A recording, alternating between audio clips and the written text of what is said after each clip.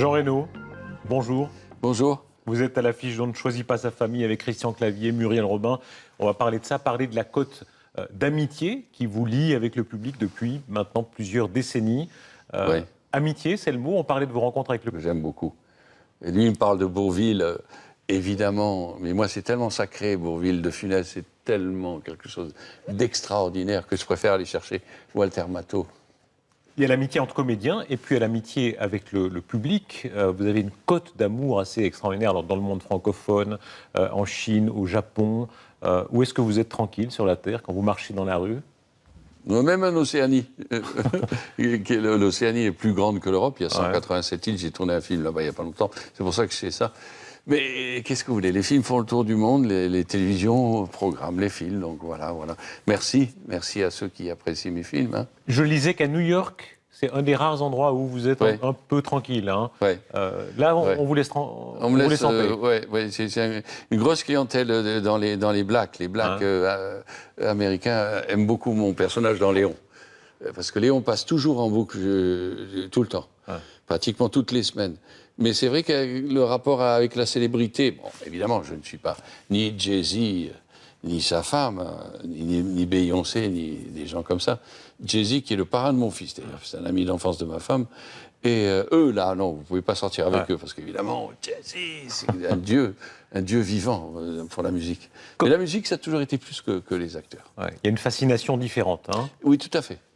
Mais il y a une fascination autour de vous. Alors, quand on vous voit en vrai, alors vous êtes évidemment massif, etc., vous êtes moins grand que ce qui paraît. Hein. Je pense que c'est ce qu'on vous dit habituellement. Le cinéma est un mensonge magique, comme je dis souvent. Oui, oui. Oui, qu'est-ce que vous voulez? La gestion de la caméra, du personnage, c'est quelque chose que je crois comprendre. Ce qui ne trahit jamais, c'est la voix. La voix, c'est la vôtre. Hein. C'est vraiment là. Elle a un grain qui est... Ouais. La semaine dernière, on m'a envoyé tous les doublages. Quelqu'un m'a envoyé tous les doublages qu'il avait mis sur YouTube de tout ce que j'ai fait depuis Le Roi Lion et tout. Et j'étais scié de tout le travail que j'ai fait avec la voix. Qui est c'est un vrai exercice d'acteur, travailler avec la voix.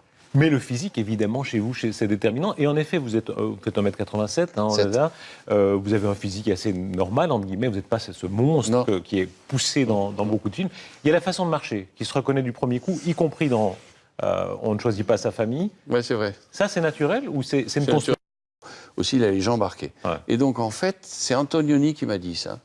La façon de marcher particulière est un avantage au cinéma. Michelangelo Antonioni m'a dit ça. Et de tout ça, on fait un personnage où on peut parfois contrer sa nature. Ah, il faut. Il faut servir ce que l'autre a écrit. Il faut... Oui. Léon, c'est pas moi, par exemple. On ne citait que Léon comme ça. Ou Godefroy.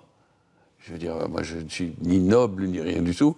Et par contre, vous avez un rêve de ce que peut être le personnage, de ce qui a été écrit, comme j'ai un rêve du Basque dans On ne choisit pas sa famille. Parce que ma sœur a habité à Biarritz pendant un certain moment, et j'ai été à Biarritz, et j'ai une idée du Basque. Donc j'essaie de le mettre le plus noble, ou le Corse, que j'ai fait dans l'enquête corse. Oh, comment tu me parles? Et voilà, toutes ces choses-là. Oui, j'aime bien visiter les autres. On ne choisit pas sa famille, on rit beaucoup, hein, c'est de la comédie très bien huilée, avec le choc des personnages, vous, un médecin très droit, austère, un peu triste, hein, un peu effrayant même. Oui, décelé, esselé, quoi, veuf. Mais il représente le danger, il représente le clown blanc. Christian m'écrit le clown blanc, en fait, toujours. Et puis Christian Clavier, beauf intégral, concessionnaire auto, qui, en principe, devrait aider un couple de lesbiennes à adopter. En fait, c'est leur boulet. Hein. C'est un mufle. Mais il se comporte comme un enfant de bas âge, quoi, qui dit ce qu'il pense. Alors forcément, toute vérité n'est pas bonne à dire, et donc il choque beaucoup de gens. Mais il est gentil. Il est gentil, mais c'est pas un méchant. Quand même homophobe, un peu xénophobe avec les Thaïlandais. Bien sûr. Alors c'est tous les clichés passent par sa bouche. C'est chez lui. Absolument, absolument. Et il est très bien coiffé aussi. On va le voir. Alors ça, c'est évidemment la drôlerie qu'on pouvait trouver chez un Louis de Funès, hein, qui jouait des personnages de salauds, mais de salauds attendrissants. D'ailleurs, Depardieu lui a dit, il m'a raconté qu'il avait fait un film, Dis-lui que je l'aime, où dans la neige, c'était passé, et Gérard lui a dit, il lui a dit toi, tu veux faire un peu, tu veux prendre le chemin un peu de Funès, c'est très difficile, lui a dit Gérard. Et il a l'œil, Gérard a l'œil. Votre chemin à vous, c'est qui, si c'est pas Louis de Funès? J'ai très ami avec Barbelivien et je suis en train d'écrire un spectacle qui va raconter mon itinéraire de Casablanca à Hollywood. Les jeux de mots sur tous les films et tout ça. Et il m'a écrit une chanson qui s'appelle Être John Wayne et Bourvil. Ouais. Et voilà. Et c'est lui qui a écrit ça. Donc, par moment, on vous demande d'être John Wayne, c'est cet homme bizarre. Ouais. Avec ce chapeau, et par moment on vous demande d'être Bourvil, enfin, avec tout le respect que je lui dois. La référence n'est pas du tout par hasard. Les westerns, dans les premiers films que vous avez vus, que vous avez aimés, ça a beaucoup compté. Beaucoup. Le cinéma américain, comme dit Laurent Gérard, en imitant. Oui, le cinéma italien de cette époque, les années 60. Les années 60. Cinéma Gabin. Gabin, pour moi, c'est une montagne. Vous le disiez, Casablanca, vos parents étaient des exilés politiques, n'est-ce pas? Absolument. Andalous, à Casablanca. C'était un monde comment, Casablanca, à l'époque? Ah oui, c'était l'insouciance. D'abord, vous pouviez passer l'hiver avec un pull au vert, c'est important. Il n'est pas la peine d'avoir un manteau, des choses comme ça. L'insouciance, le lycée. Et puis là-bas, l'Europe, la culture, là-bas, loin. Après, il y a eu les Beatles, toute cette musique-là, des années 60, les Stones et tout. Et pour nous, la culture était là-bas. Il fallait aller en Europe. Ça se passait là-bas, il faut partir. Et je suis parti après le service militaire. Ouais. Enfin, pour faire le service militaire en Europe. Le cinéma, c'était un rite, vous y alliez énormément. C'était premier choc. C'était pas cher. Ouais. Ça coûtait 1 dirham 75, ça coûtait rien du tout. Et les cinémas étaient immenses, très très beaux. Et voilà, je rêvais, qu'est-ce que vous voulez? Je rêvais. Je lisais des très beaux témoignages de vous sur vos parents, sur l'amour de vos parents, votre père linotypiste, votre mère couturière. Très beau témoignage, une famille aimante, ça change tout. Ouais, il me manque. Ouais. La mort de votre maman à 17 ans, ça c'est pour tous ceux qui ont vécu ça, mais pour tout le monde, c'est un ouais, on va rentrer dans des zones perturbées. Ouais, c'est sûr. Ouais, ça me touche toujours. Les blessures ne se referment pas. C'est pour ça que j'aime beaucoup Johnny Hallyday, par exemple, pour toute son enfance et son rapport à ses enfants, notamment. En plus que c'est un immense artiste. Quand on parle de ça, on se met à pleurer 2 minutes après, c'est normal. Quand on a perdu un parent, qu'est-ce qu'on peut faire? Sinon, le regretter. Et si jeune, à 17 ans, dans une famille où on était très heureux, tout se casse? Tout. Ça explose. J'ai 17 ans, donc le service militaire approche, et le théâtre m'a pris. J'ai déjà fait une pièce de théâtre à Casablanca avec un camarade qui se trouve aujourd'hui aux États-Unis, à Rochester, dans le nord de l'État de New York. On s'est retrouvés 45 ans après, qui est mon premier metteur en scène. Et il faut que j'aille à Paris, quoi. Il faut faire quelque chose. Il y a Jouvet, très important. Il y a Victor Hugo Gassman, il y a toutes ces choses-là, quoi. Et c'est là que ça se passe. Raconter des histoires, être là-dedans, tu vois. Il y a des westerns, il y a des coups de revolver, il y a des voitures qui roulent vite, il y a des femmes à embrasser, il faut être là. Il y a des andouilles qui font les imbéciles, on va là. C'est là que je voudrais aller. Et donc je fais le service militaire et je vais à Paris. Je vais chez Jean-Laurent Cochet, parce que j'avais fait le conservatoire, je n'avais pas eu de premier prix, donc je ne pouvais pas rentrer au conservatoire de Paris. Je vais chez Laurent Cochet, puis après je vais à l'atelier Andreas Voutsinas, qui est un grec qui vient de l'Actors Studio. Cochet qui a été l'homme de Depardieu aussi, hein? Absolument. Gérard sort de là, parce que Gérard avait des difficultés d'élocution, et Cochet l'a mis sur la bonne route. Et moi, c'est Andreas Voutsinas qui venait de l'Actors Studio New York et qui avait créé un atelier. Delphine Seyrig l'avait amené à Paris avec Samy Frey. Et là, je trouve mon bonheur. C'est un peu le spectacle que je vais faire avec de la musique et tout ça, parce qu'il m'apprend le mot « pourquoi ». Quand tu joues, tu fais quelque chose, Andreas me disait toujours à tout le monde « pourquoi ? Pourquoi tu as fait ça ? Pourquoi tu t'es gratté la tête? Pourquoi tu as amené une chaise, une table? Pourquoi tu as... et toujours aujourd'hui, je me pose, quand je fais quelque chose quand je lis ou que je répète quelque chose, je me dis, pourquoi tu as fait ça, Jean? Tu vois, des fois, tu te dis, tiens, je vais mettre un manteau. Et pourquoi tu as pensé ça? Parce que là, le personnage commence à exister vraiment. Vous êtes extraordinairement curieux, hein, ça me frappe dans votre façon d'être. Moi, j'ai le tic, par exemple, d'avancer la main quand je parle. Vous regardez souvent la main d'un œil. Oui, toujours. Vous êtes très, très curieux. Toujours, oui. Parce que vous-même, vous êtes... D'ailleurs, j'ai beaucoup de choses, j'ai envie de vous dire beaucoup de choses, parce que je pense que vous auriez tout intérêt à parler de ce qui est au quotidien. Parce que vous êtes un homme qui aimait l'autre, ça se voit, et remplir une émission au quotidien de tout ce que peut être notre vie au quotidien, ça paraît con, mais c'est immense. Vous seriez fantastique. Je vous remercie, Jean. Voilà. Jean Reynaud, votre parcours, armé pour la vie par l'amour de vos parents, on parlait de ça. Je lisais les conseils de vos parents qui sont extraordinaires. Votre père qui dit « tu feras pas de la prison ». Ne fais pas de prison. C'est extraordinaire comme conseil, ça paraît très... ça veut dire porte-toi bien, quoi. Ouais. Porte-toi, enfin, tiens-toi bien. Ah ouais, non, mais le vieil andalou, il savait quand même parler, quoi. La structure morale chez vous, c'est quelque chose qui est resté très fort. Il faut. On peut pas dire n'importe quoi, ni à ses amis, ni à sa famille, ni à ses enfants. On peut pas se comporter d'une manière pas bien. Vous, comme père, je crois que vous avez 6 enfants. Hein. Oui, 6. 6 enfants, vous êtes ce père comme ça, qui passe ça.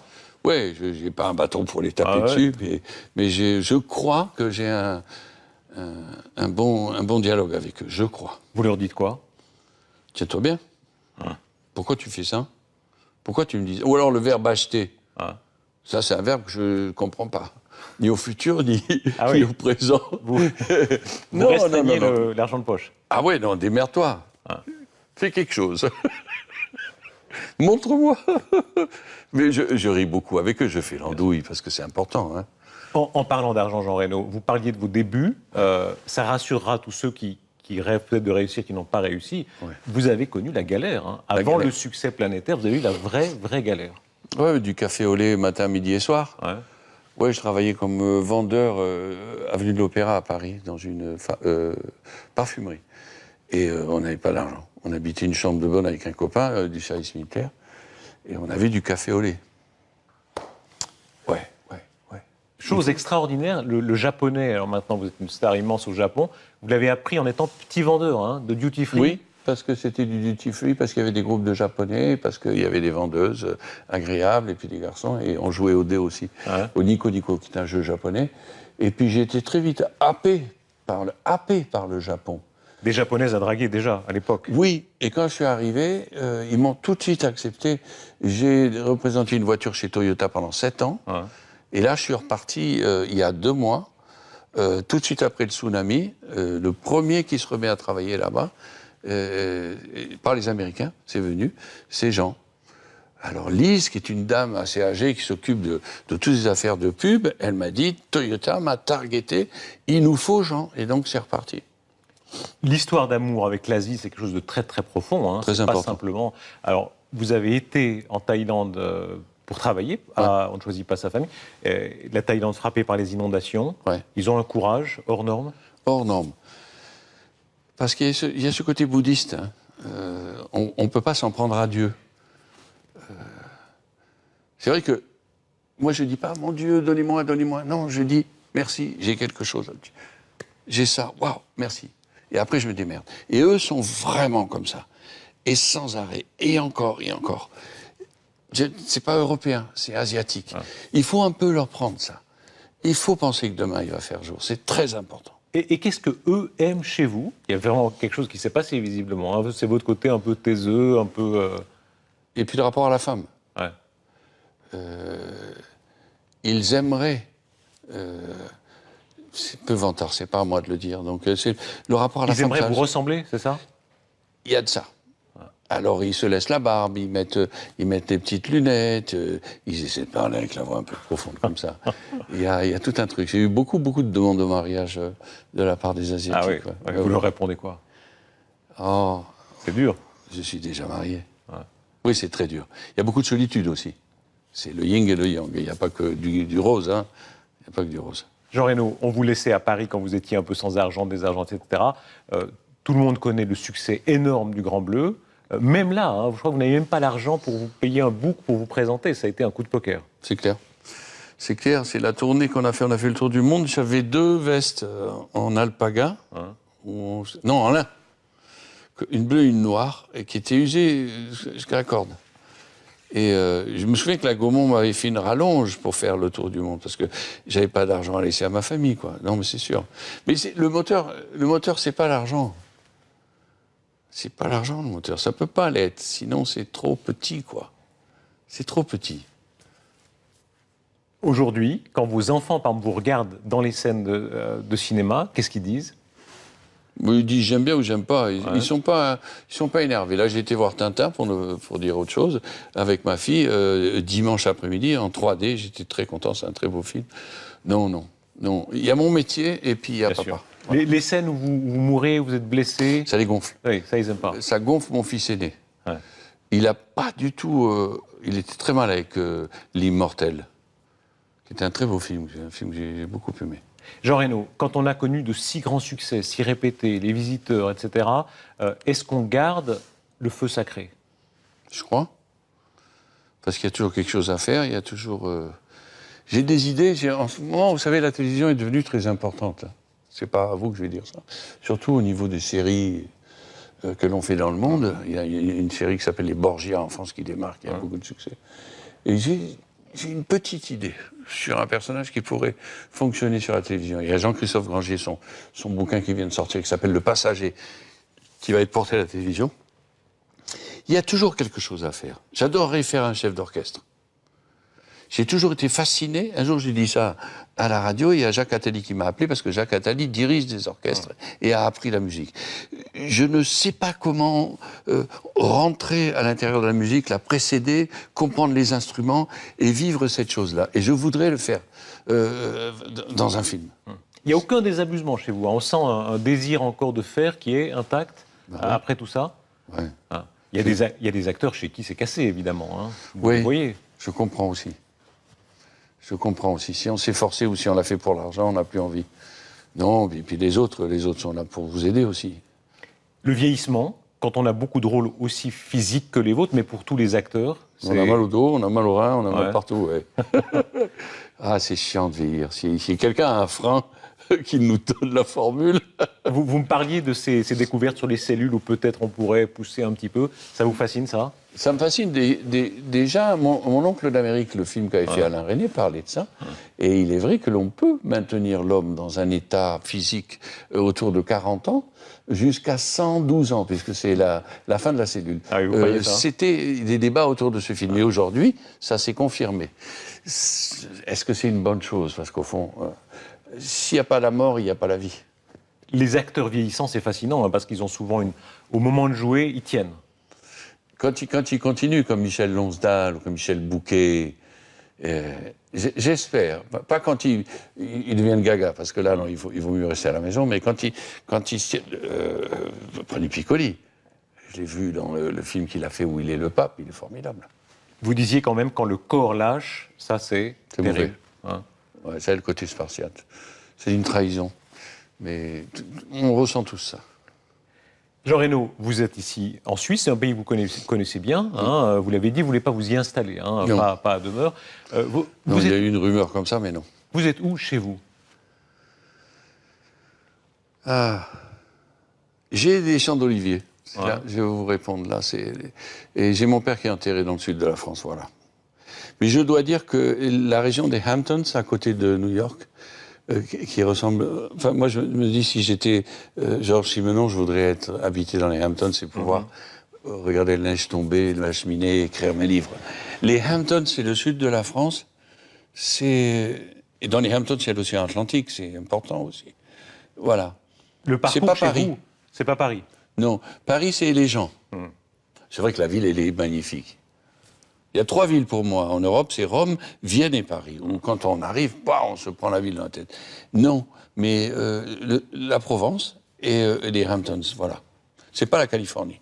Le parcours chez vous, il est étonnant. Casablanca, Hollywood, comme vous le disiez, et puis effectivement Paris, Rome, etc. Vous êtes citoyen du monde. Ma femme est née à Londres. Et elle a été élevée à Londres. Elle est franco-anglaise. Beaucoup de temps dans les avions? Beaucoup de temps. Beaucoup. Là, j'étais à Bali la semaine dernière. Ouais, mais il y a un prix à payer. C'est quoi le prix? Il faut donner aux autres beaucoup de temps et ne pas enlever trop à sa famille. Donc cette balance-là, c'est ma préoccupation. Donc le boulot, quand c'est trop vers là, déjà ma femme, elle tourne la tête. Et si elle tourne la tête, ça veut dire que je vais trop par là, il faut revenir par là. Tu vois ? Jean Reno, vous avez l'air tellement entier, tellement vrai. Vous avez dû être déçu, forcément, dans la vie, beaucoup. Oui. C'est facile de dire ça. Des amis, certains, que je croyais être des amis. J'en ai perdu, des femmes aussi, par moments. Mais moi aussi, j'ai dû décevoir et d'autres femmes aussi. Forcément.